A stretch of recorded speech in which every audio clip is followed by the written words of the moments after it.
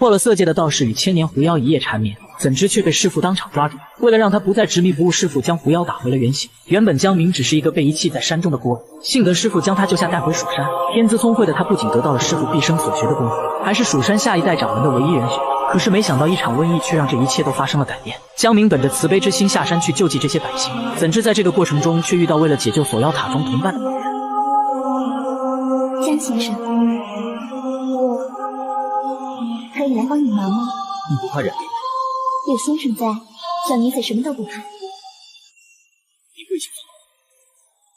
我叫芈月。说完，他就害羞的低下头，而江明也是害羞的点点头。显然两人是一见倾心。就这样，二人互相认识，芈月也顺利成了江明行医的助手，帮他一起照顾全村得了瘟疫的病人。在二人的合力医治下，终于把这座村庄得了瘟疫的所有村民都给医好。完成任务后的江明准备离开村庄回去复命，村民们见他要离开，都跑来送别这位救命恩人。与此同时，女院也在村口等候，她想跟着江明一起走。最终，江明就把女院带回了蜀山。二人回到蜀山后，女院因为救治瘟疫的病人而染上疾病，于是江明想留下女院并让她接受治疗，可江明的行为却直接遭到了太师傅的拒绝。他让江明搬出蜀山的规矩出来，说：不得男女群居，不得与女人同食或者交错衣物，不得亲近女人。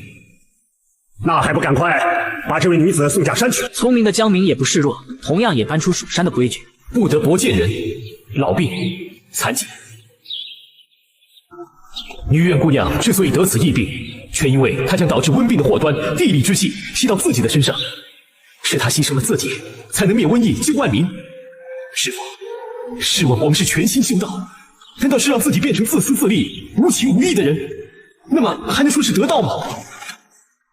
太师傅见自己定下的蜀山规矩都无法反驳江明，这才不得已留下女院，让他在后院的禅房接受治疗。谢谢师傅。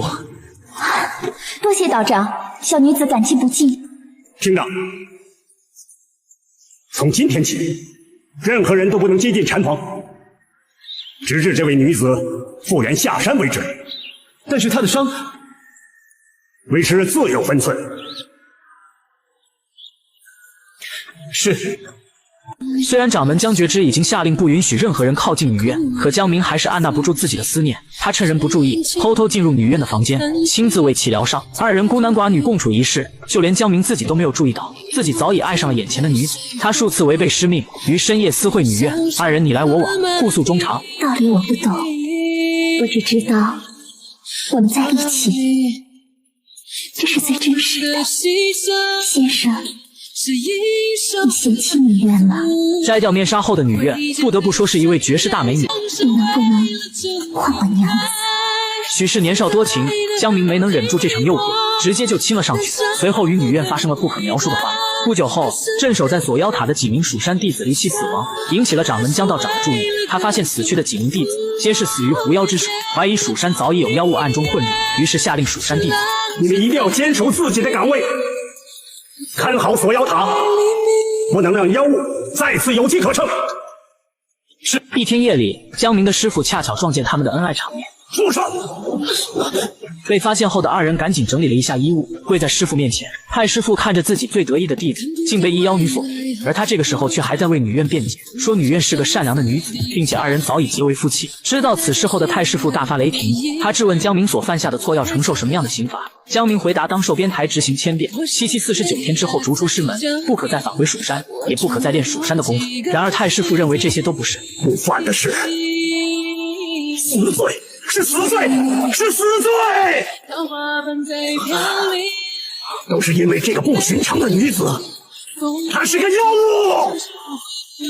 因为这个狐妖，蜀山已经接连损失数名弟子。可即便如此，江明仍旧表示自己愿意承担一切的罪恶。急怒之下的江道长施法困住女院，只见他的手瞬间变成锋利的爪子，伴随着一声尖叫之后现出了原形，身后长出9尾形态，俨然是一只千年狐妖。江道长痛心疾首，他怒斥江明所做的一切。这20年来，育他成长、教他知识，付出了自己毕生的心血，到头来，他竟为一个妖物不顾自己的修行，甚至数次违抗师命。江明跪在地上，苦苦哀求师父放过女院，他无法忍受自己心爱的女子被如此对待。可是江明不知道的是，因为女院，蜀山已经赔上了数条人命，他的师弟们年纪正好，却因为他带来的这个女子失了性命，他们的命又该谁来偿还？说到底是江道长精心养大的孩子，不忍就此放弃江明，他给了江明一个选择，只要他能够亲手杀了这个狐妖，这件事就当作是他知错悔改。可以既往不咎。杀了他，就能回正道吗？众人纷纷逼着他杀掉女怨。此时江道长也不忘搬出蜀山的道德经念给他听，并告诉他其中的十恶不赦，让他赶紧除掉妖物，回归正道。你们知道什么是恶吗？我问你们，你们见过恶吗？有没有感受过？又或是茫茫无头绪，人云亦云啊！太师傅见此情形，骂他还在执迷不悟。听到这话后的江明质问起他，是那个执迷不悟。说完径直冲向女怨，脱光她身上的衣服，以此证明如果不是自己的内心有魔鬼，那么眼前的恶又有什么好害怕？大胆畜生，竟敢做出独卓圣殿的行为！显然没有得到答案的江明，便一把砍掉头上的发髻。他这样做也是斩断了与蜀山的关系。师父，我记得你说过，君子想人，重在一念思量，思量作恶化为恶鬼，思量修善化为善神。我心中无邪念，又怎会被眼前所见牵动情绪？此时的太师傅根本不想听江明的鬼话连篇，于是再给他一次机会杀掉女怨。可江明不但不听，反而用手中的七星宝剑砍断女怨身上的锁妖链，并给她穿好衣服。快，把这两个妖魔给我拿下！蜀山弟子立马高高跃起，飞向天空，是要捉拿回江明和女怨。二人在逃跑过程中，蜀山弟子也是紧追不舍，不断使用剑气来迫使江明停下。就在此时，女怨发现自己已有身孕，她不想拖累江明，便一掌推开了他，自己则掉落到锁妖塔的外面。江明紧随其后的跟上，女怨不仅不领情，还一把推开了他。娘子，自作多情，我一直只是在利用你。我一心来蜀山，就是要把他们从塔里救出去。如果你说的都是真的，那一切都是你的阴谋。是的，那句话全部都是假的。女怨知道人妖殊途是没有结果，因此编造谎言告诉江明自己是不会爱上他的。江明听后内心一阵剧痛。随后太师傅带着一群蜀山弟子也赶到了锁妖塔，他想再给江明一次救赎的机会。你到底回不回头？到底认不认错？我已经没法再回头，我不会后悔。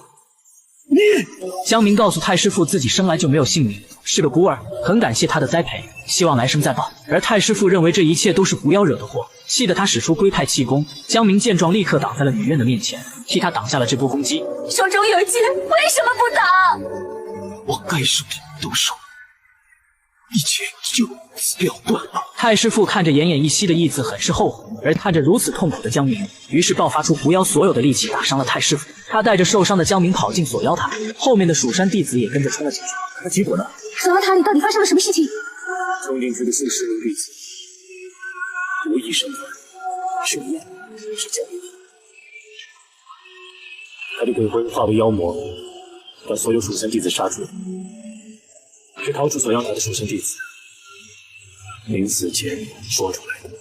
蜀山一夜之间损失了大批精英弟子，太师傅有着不可推卸的责任。他无颜面对蜀山的先祖，于是在临死前下了当掌门的最后2道命令：一是锁妖塔外追加禁咒，并严禁门下弟子入塔，否则废其武功，逐出师门；二是蜀山弟子永远不得提起江明和女怨，并焚烧掉关于他们的所有记录。100年后，所有知情的弟子相继离世，因此剑圣成了唯一知道此事的人。